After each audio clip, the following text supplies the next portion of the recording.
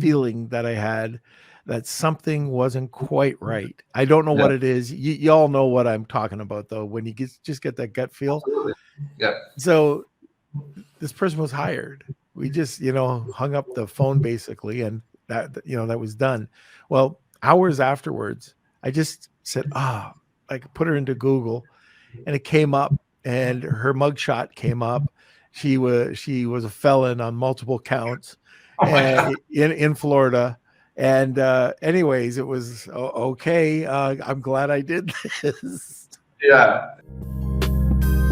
Lunch with no lunch with no lunch with no lunch with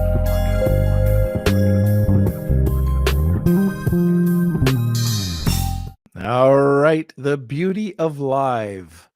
Let me say that again. The beauty of live. Yes, I used to be in the fetal position. If this were ever to happen, all sorts of tech glitches. We're ready to go. And all of a sudden, my computer crashed.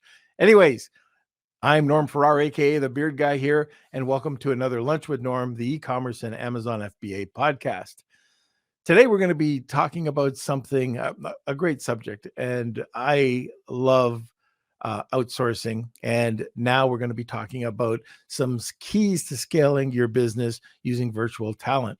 We're also going to be talking about why hire virtual talent from offshore, the benefits of nearshore virtual talent, and how you can hire, train, manage virtual talent like a pro. Welcome to another Lunch with Norm, the e-commerce and Amazon FBA podcast. All right. Once again, sorry for starting late today. We had some technical issues in the background for the last 15, 20 minutes. So anyways, today we're going to be discussing about keys to scaling your business using virtual talent. Our guest is the founder and CEO of Amalga Group, and he has more than 15 years experience in staffing, digital marketing, and communication at top US and marketing companies. He has extensive experience in various parts of Latin America, an MBA from Arizona State University, and a BA from University of Michigan. Today, we're going to be welcoming Jens Gould. But before we do that, I will have a word from our sponsor. I want to thank Jeff Schick Legal for sponsoring this episode of Lunch with Norm. You've probably heard on the podcast about Amazon suspensions. They're very real. It can happen at any time. And when it does happen, how do you get out of it? How does the little guy like you and me get out of these suspensions without paying an arm and a leg in legal fees? This is where Jeff Schick Legal is here to help. For a very low monthly retainer, for only $89, get access to Amazon attorney Jeff Schick. That's right. You can sit back, relax, enjoy that cup of coffee while listening to the Lunch with Norm podcast, knowing that you have an advocate and a partner in your business success. But wait, just mention Lunch with Norm and receive 50% off the first 2 months. Get the protection you need and visit jeffschick.com today. That's JEFFSCHICK.com. Now let's get back to the show. Welcome, Jens. Hi, Norm. How's it going? A little better now. A little better now. Oh, good to be on. Thanks for having me on. Oh, you're welcome. I thought this was going to be on time. Everything was going to be great. Literally, right? It was 12 o'clock. And anyways, that's my excuse. I'm sticking to it. Just come up. It happens. Oh, man. So why don't we just jump into it, because we're 15 minutes into it, but probably the topic today is about scaling your business and using virtual talent. So why don't we just start there? When should you start using virtual talent? Well, there are a lot of answers to that question. Probably the number one answer that everybody goes to is you want to lower costs, right? That's the big one. Obviously, going offshore. Outsourcing in general will lower your costs, right? But outsourcing offshore or nearshore will lower your costs significantly depending on where you're going. And you're going to pay less than you'll pay in the US or in Canada for a full-time employee, right? But that's not the only reason, right? One other important reason that I talk about a lot that some people don't always recognize is that you're working for your company more than on your company. Now, if you are the owner, founder, or even a top director at a company, you want to be working on the things you can only do, right? The things that grow the company, the things that scale it to the next level. And a lot of times we find ourselves micromanaging the minutia, doing a lot of operational work rather than managerial work. And the more you bring in virtual talent, the more you can have those highly skilled people doing the things they do best, and you can walk away from the things you probably shouldn't be doing anymore and focus on what's really going to help you grow your business. So those are just two of the first two, but there's more. Right. Well, one of the things that I'm glad, we started talking about this, because you could go offshore and hire very inexpensively and have an okay person working with you, a really good person, but it could end up costing you more than hiring Nearshore because of a few things like internet connection or communications. Like, one of the things I've noticed, and like when we hire somebody, we always ask them to supply us with a screenshot of their internet speed or the computer that they're using. And especially in South America, I found it to be horrible. I've worked with some really, really top-notch people down there and had no other chance because of their internet speed. I'm talking about 1 megabyte download. Wow. If you're doing video, you just can't do it. And anyways, it was impossible to work with. And I'm talking about letting go a person that if I could pay them 3 or 4 times more, I would. But I couldn't do anything. And this was in Venezuela, and it was just horrible. And it depends. That could just that there could stop them from working. Well, it costs 10 times more to have that person working for you than if they had fast internet. Or that goes the same with a newer computer and the computer speed. So those are just like 2 things we check. We also check their phone and other things. But if the person's solid, what we'll do is we'll go out there, we'll upgrade their internet on us, just because we if you cheap out on something like that, you'll pay for it in the end. I don't know if you've experienced that. Absolutely, and we could talk about this more, but that's one of the people. Some people ask, well, why use a staffing agency? Why not just go through Upwork? And that's one of the reasons. Of course, you can do either, but that's one of the reasons why I advocate for using an agency, because they'll help ensure that those things are vetted. Obviously, that the candidate themselves is vetted as well, but that things that you might take for granted, in the US or Canada, like internet connection, isn't always stable in certain countries. Venezuela is actually one of the hardest, right, with that. But an agency will understand, where it's likely to be worse and do things like check. But you've already gotten to that, so that's good. Good on you. Yeah, well, with your agency, and I know a bit about the agency, but you're working with Nearshore, and that's mostly in South America or Central America. Is that correct? And Mexico. So Mexico And Mexico. and all the way down to Argentina, to the tip, so all the way south. So all of Latin America. I'm just curious. I'm not holding it to you, but there are, like every country, there's different cultures. Are there any countries that you would feel a bit more confident in recommending in e-com than other countries? What's your top country that you like to recruit from? Absolutely. Our top country is Mexico. And the reason is, number one, population size. It's the biggest Spanish-speaking country. It's the biggest country other than Brazil, right? So you've got a larger pool of talent. Number two, the educational system is very strong. They're great private universities, which make for very well-prepared people. And number three, the closeness to the U.S. means that people understand U.S. consumers and just Americans in general very well. So, particularly if you hire in northern Mexico, there's a lot of people who are used to going across to go shopping for the weekend, in Texas or in California, or maybe they've lived there for a significant part of their life. The English is very strong. People get the US. So if you're going to be hiring for marketing positions or customer service positions, anywhere where they've got to interact with consumers or even your team, that part flows very well in Mexico. Now, of course, there are other countries we love as well. We love Colombia, Argentina. We have people from Brazil, but Mexico is our go-to. All right. And I just wanted to mention, I see there's a few comments coming here, or a few people looking in. If anybody has any questions about either offshore or nearshore recruiting, just let us know. Throw it in the comment section and we'll get to it towards the end of the podcast. All right. So now that we've talked about that, what are the differences? And I think you just touched on a few, but what are some of the differences between nearshore and offshore?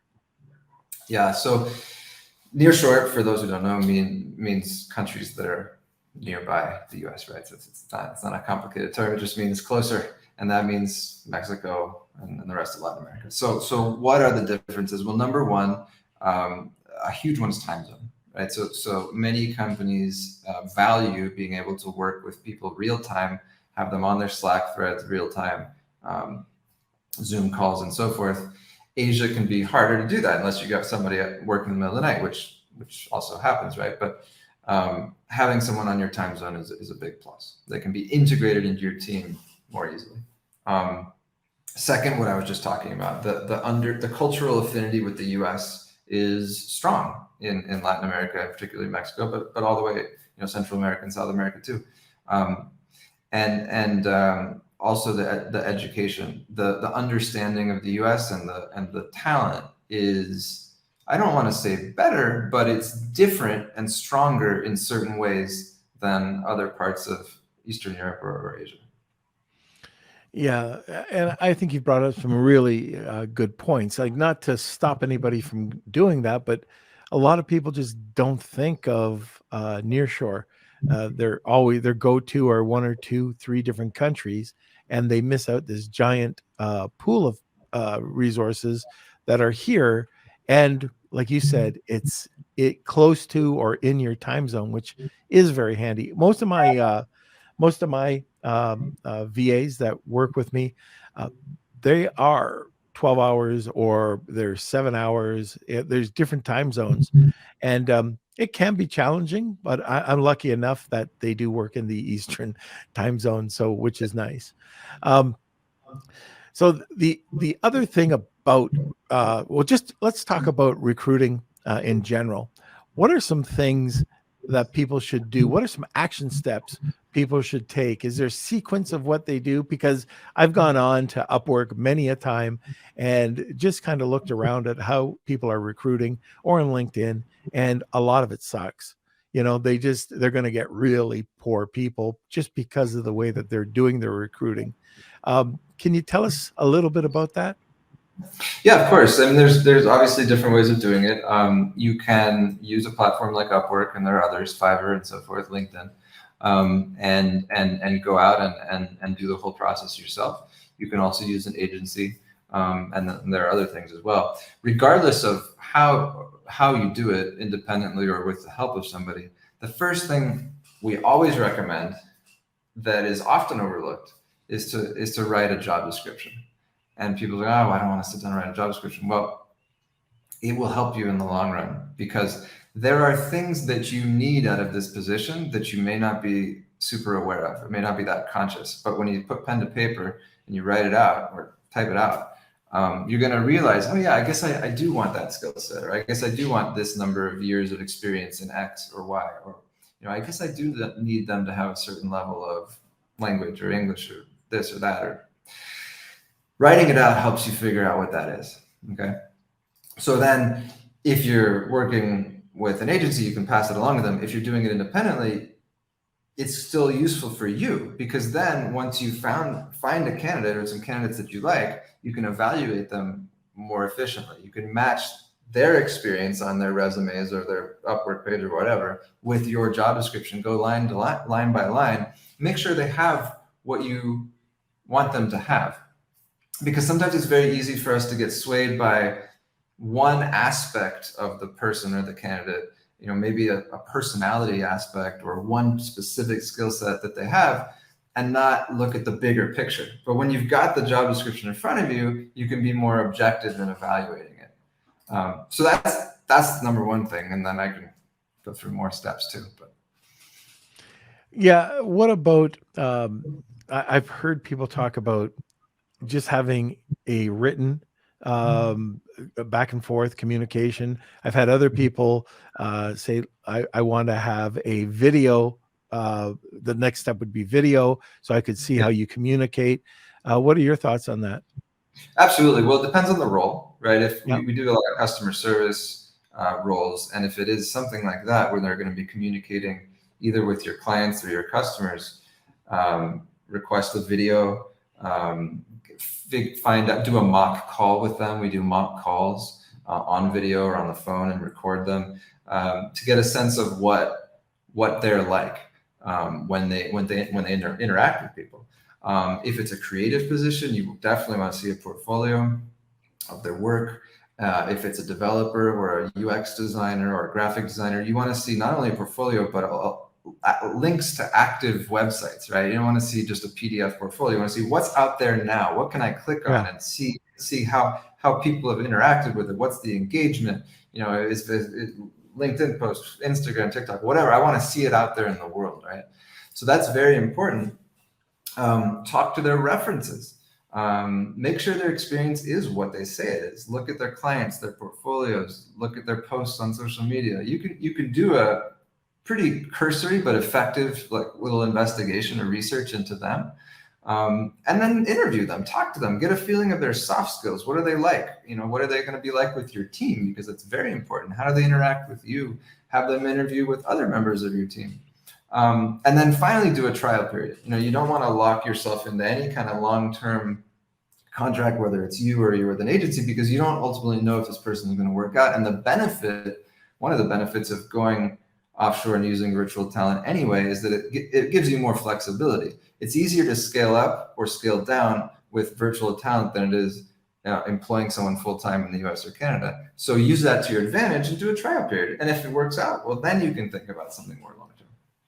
Yeah, it's so important, that trial period. There's that fitting in, feeling that personality, if they're, a real fit for your company or not.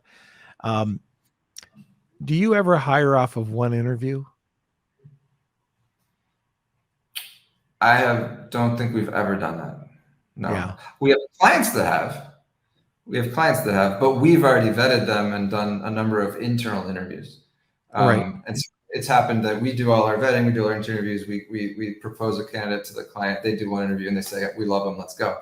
But I don't think we've ever done that ourselves, no. Yeah.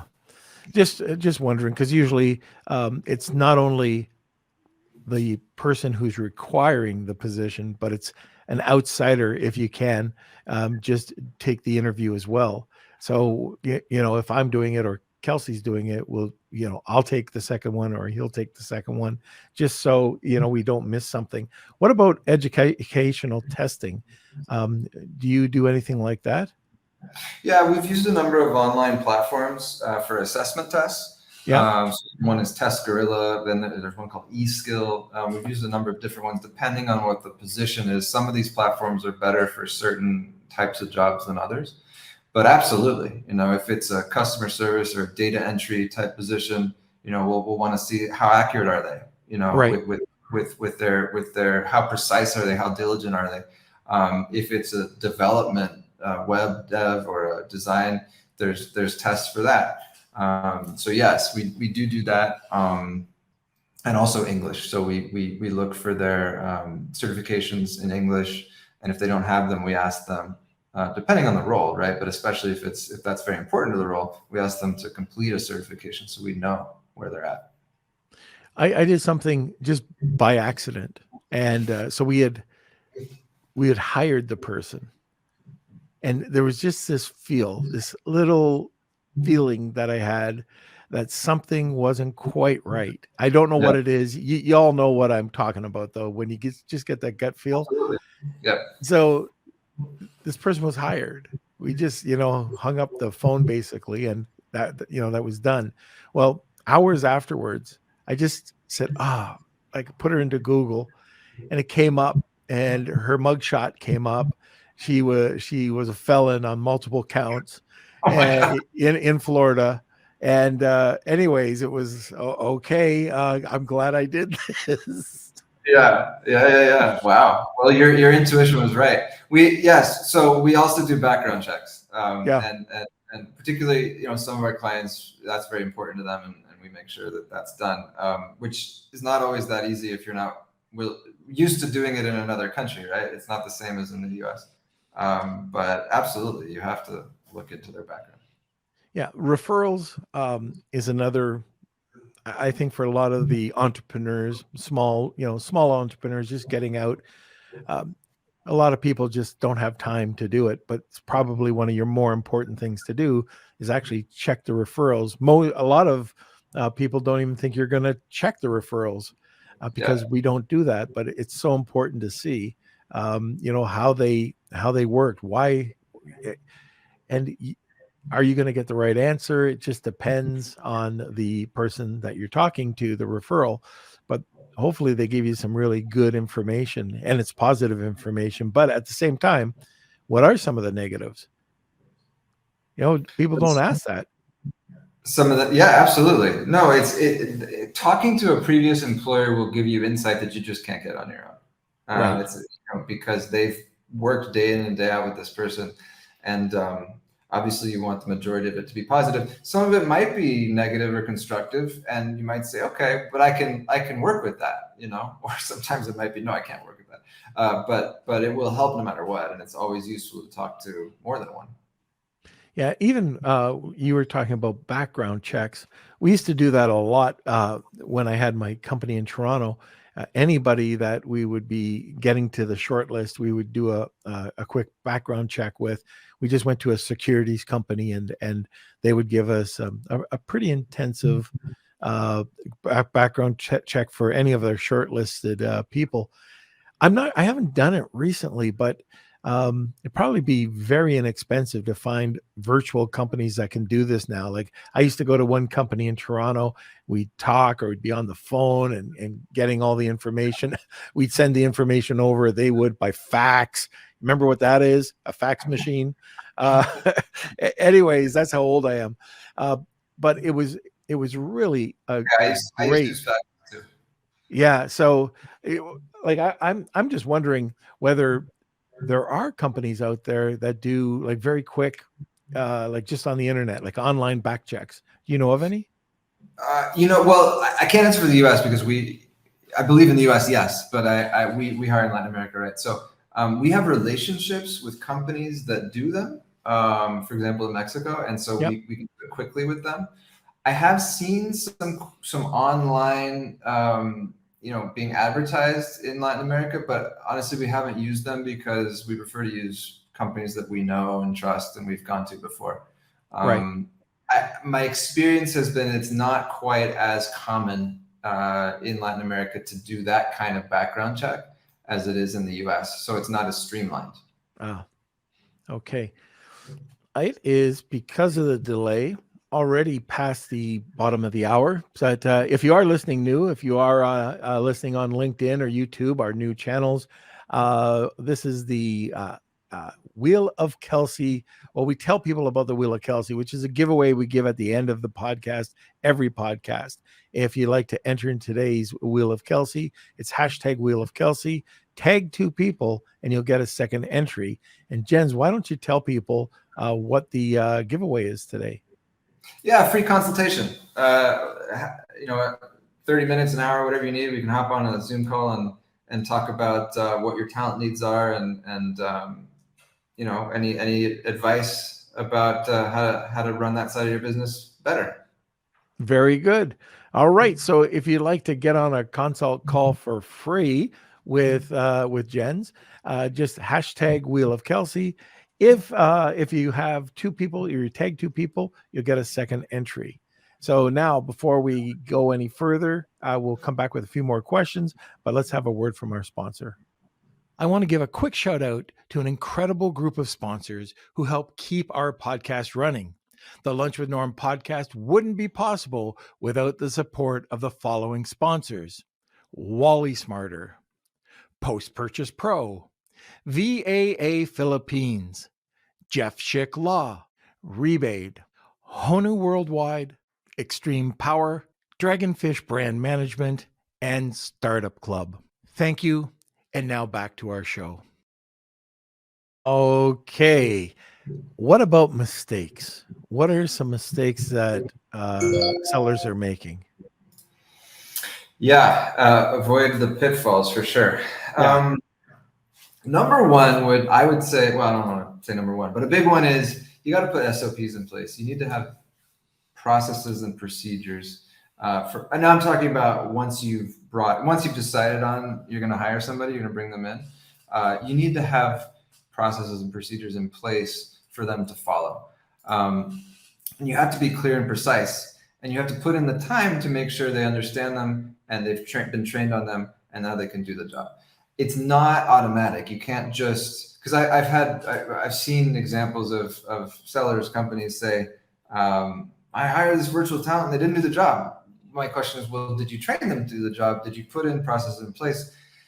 And this is important for a number of reasons. Obviously, it would be important anywhere, but also sometimes you're dealing with cultural differences. And if you very objectively lay out what you need them to do, and you do it in an automated way, let's say you use Loom to do your videos, or let's say that you just use a Google Doc to lay out your processes, or any kind of project management system, that's going to help them understand what's expected of them, and it'll help you then be able to assess whether they're doing it or not, because it was clear from the beginning. Which leads me to the second thing, and that's to set KPIs. Very important to be clear what their goals and objectives are in a measurable way, so that you can then go back and figure out if they're actually doing what you need them to do. Is this worth it? Well, it's hard to decide if this has been worth it if you're not clear on how to measure their productivity, right?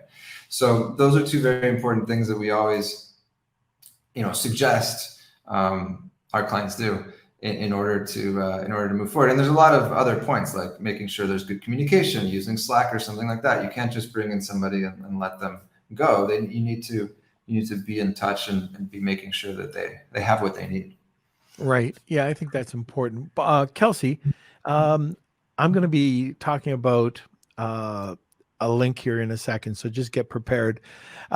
I was with Kevin King this week, and we were over at Melissa Simonson's wedding, and congrats, Melissa.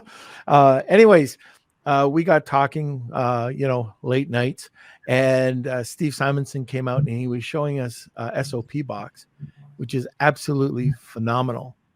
And the reason why I brought up Kevin King is because he's doing a podcast tomorrow, an event tomorrow, which is going to talk about BDSS. And he's got all of his speakers coming up with a hack. And Steve Simonson, I believe, is going to be talking about some hacks using his SOP box. It blew me away. So it absolutely blew me away. So if you get a chance, check out the link that Kelsey will be putting up for the event tomorrow. I think it's mid-afternoon, and it'll probably be an hour and a half, 2 hours, but it's 16 speakers giving their best hacks. Okay. Yep. You're right. Dan, an SOP box is awesome. So I'm glad. Shout out to my friend Dana. Thanks for watching. Oh, there we go. He's everybody's friend. He's everywhere. He is anyway, ubiquitous. Yeah. So any other mistakes that you can think of? Well, let's see. I'm just thinking of sort of the comments that I hear sometimes, like they were disorganized, and I say, okay, well, did you put the SOPs in place? They didn't speak up. This is one. They didn't speak up when they had questions. Well, be attuned to cultural differences. Maybe you need to not approach them as you would an American or a Canadian, and make sure that they understand they can ask questions. Yeah. Or I hear they didn't have the skill sets we needed. Well, did you have the skill test done before hiring? Did you have the accurate job description? We had security concerns is another one. Well, did you protect your information in your accounts? Did you give limited access until you had more trust? Another one is I was locked into a long-term contract with somebody I didn't like. If you're going to use an agency, you want to use one that has flexible contracts. If you create your own contracts, you want them to be flexible. So those are some of the ones we hear a lot. Yeah, I think you nailed the main ones. And The one about security is interesting. I've learned the hard way on that one, but every password, everything that you give somebody, you've got to be able to track. You know, if it's in a spreadsheet or even on LastPass. You know, we use an app now for our Google Drive called Who Has Access, and Mhm. Who Has Access is great because it shows you every file that was ever shared, and in one little click, you can just delete all those files or give stop access.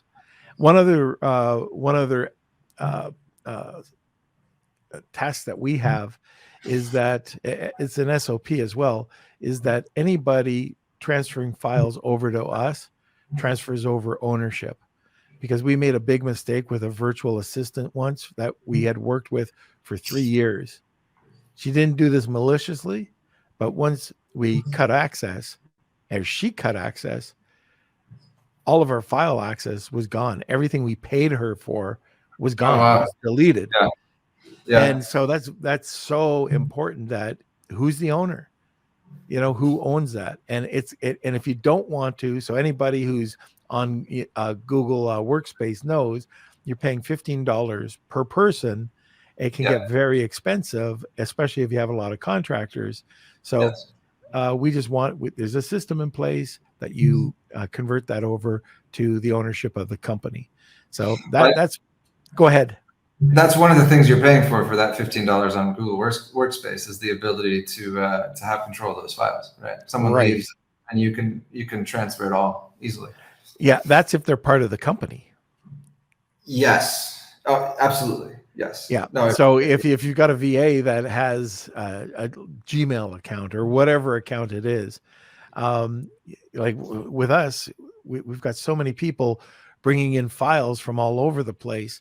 All of a sudden, they're not part of your organization, and so when they leave, unless you download and re-upload, then and that could be a strategy as well. But anyways, we just have them go through. What's it called?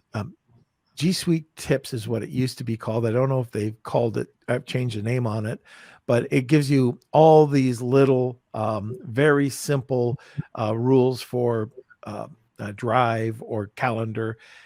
There's so many different tips there that could easily, like owner transfer is a link that you just send over to somebody in case they don't know how to do it, and they can transfer all their files to you once they do it. Very simple. That's helpful. I'm gonna look it up. Thank you. Yeah, yeah. Okay, now let's talk about one big one I think you'd like, the pros and cons of using an agency. Okay. Absolutely. This one's on you. This one's on us. Yeah, yeah, yeah. Yeah, no, I mean, this is all absolutely something that could be done yourself or your company. If Yep. you're a small outfit or if you obviously if you have an HR department, then hey, you can do that. Why use an agency? Well, the first thing I'd say is what we talked about earlier is vetting, right? All of that we talked about, the background checks, the multiple interviews, the references, the researching their online presence, all of that takes time. And it also takes a certain amount of expertise. I mean, it takes people who are good a people person who can understand people, understand where there may be red flags, who understand another country, who speak the language of the other country. I mean, if you're hiring in Latin America and you don't speak Spanish, well, it may be a little harder to do some of that research. All of that is taken care of by an agency, right? Well, they should be, and if they're not, then they're not a good agency, right? But they should be doing that kind of work, so that by the time they give you candidates and you're interviewing them, these are people that have already gone through their process, right? So Yeah. so you save yourself all of that time, which is very useful. And then we talked about the free trial period. Well, agencies will offer that as well, so that it's easy to scale up and scale down. This person doesn't work, I need another candidate. They can bring in that candidate quickly. It takes out a lot of the legwork for you. And if you don't want to focus on that and you want to spend your time elsewhere, it makes that easier, right? Yeah, I like the trial period. We just went through that where really great contractor, but just didn't fit in. And, we went back and we just said, hey, look, we got a problem, and no problems. This was about 3 weeks into the contract, and it was okay. We'll just find you somebody else. And it's perfect because there are agencies out there. Is once you sign that contract, all right. And I don't know how your agency works, but with some agencies, you've got a 5%, 10%, 20% of their annual salary that you pay up front. And then you can, and some people, it's a set fee, but a lot, not a lot, but some, hey, if it doesn't work out, here's a link, here's another payment. Yeah. There's two basic models. One is the headhunter model, which you pay a fee up front and then the person's yours and you do all the contracting. The second one is a staffing agency model where there's no headhunter's fee, but there's a markup on a monthly rate that you pay. The other thing that I forgot to mention that's important about why to use an agency, if you want to have one person or a team of people in another country and you want them to be full-time employees and you want to do things right legally, they need to be hired as full-time. They can't be hired as contractors through a 1099 in the US. In order to do that, you have to actually have a business entity set up in that country, which many small companies just aren't able to do or don't want to do. So for example, we're an EOR or employer of record in Mexico, for example. So we do the payroll, we do the benefits, we do all the legal that's associated with bringing in a full-time employee so that you don't have to do any of that. You just pay a monthly fee. Because it's a lot of work to figure out how to set up, and it's a lot of bureaucracy, how to set up a business entity in a foreign country. So that's usually for larger operations, but even if it's just one person and you want to do it right, well, it's good to have them actually employed the way they should be. Very good. Okay, Kels, got some comments. We got some questions. Yeah, so let's go through some comments. I know Luke 1,000% agreed. He said, I can 10,000% relate to working in my business instead of working on my business. And we've got a couple comments. We got a question from Danon. How does salary compare to hiring in the Philippines? What percentage difference can I expect to pay? Yeah, that answer depends on the type of role that you're looking for, but across the board, I can say that the Philippines is going to be less expensive than Latin America in general. You're going to pay less. But we would argue, the nearshoring folks that the advantages that Latin American talent can give you outweigh the cheaper costs in the Philippines. We've had a number of clients come to us and say, I'm just not happy with my person in the Philippines. I want to try Latin America. I don't want to get into the different reasons, but I think that there are certain things where talent in LATAM can give you more than in Asia. So. Okay. All right. And that was probably the last question, wasn't it, Kels?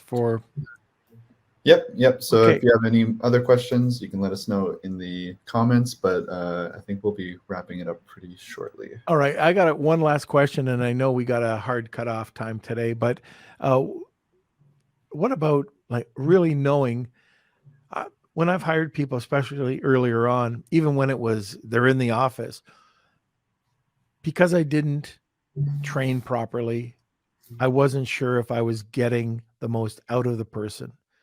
So the question is, how do you know you're getting the most or the best out of the person that you're hiring as a contractor? Yeah, it's a good question. I mean, first of all, there's software that can help you do that, right? There's remote management software that you can have on the device. That's if you really want to get into the. I don't like that, by the way. I don't like it either. It just tells that a contractor that you don't trust them. I mean, that's what for me, that's what it means. And we don't do it internally. My team doesn't do it. I mean, I don't have it in my company because of that reason. It's like if we can't trust each other, then why are we working together? Right. But if some of our clients do it, and if they want to do it, great. I mean, it is effective at what it does. It tells you exactly the person's online. I mean, and Upwork has these tools too, right? Upwork will tell you all of that. So that's one way. But I would also say, go back to what I said before about the KPIs. You're very clear on what the goals are, what they need to accomplish, and in what time period. And then after that time period, you go back and assess and measure, did they do it? Then you know if they're doing what you want them to do or not. Sometimes we don't like doing this because we kind of have an internal resistance to, oh God, I gotta do the metrics and measure the metrics, and it's not always the most fun thing to do, with your day, but it's worth it in the long run. Yeah. So this is that was the last question. I noticed Kelsey just posted. If you want to get into the giveaway today, Wheel of Kelsey, just hashtag Wheel of Kelsey, tag 2 people, and you'll get a second entry. Now, enter it quickly because we are going to commercial. Then we're going into the wheel. Jens, how can people get a hold of you or your company? Amalgagroup.com, AMALGA group.com is our website. We're also on LinkedIn and the different social platforms. You can send us a contact form request through the website, and we'd be happy to chat. Okay. Kelsey, last sponsorship, and then we'll get to the wheel. Are you struggling to keep up with your Amazon business?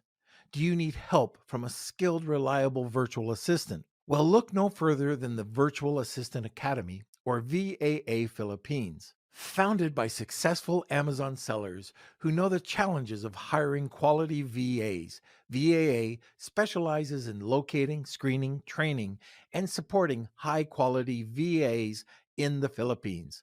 Their VAs receive extensive Amazon training and ongoing professional development and are committed to a long-term working relationship with you. Partner with VAA and experience the peace of mind knowing that you have a dedicated Amazon-trained VA who's up to date with the latest tools and trends in the dynamic Amazon marketplace. Head over to VAAphilippines.com and let VAA match you with your ideal VA today. Okay, we could have a LATAM one as well. Yeah, I was just thinking there when you showed the ad. Where's the LAAA? There we go. AVA. We'll talk afterwards. Okay, Kels, is it that time? It is. All right. It's everyone's favorite time, the Wheel of Kelsey. Here we go. It's time for the Wheel of Kelsey.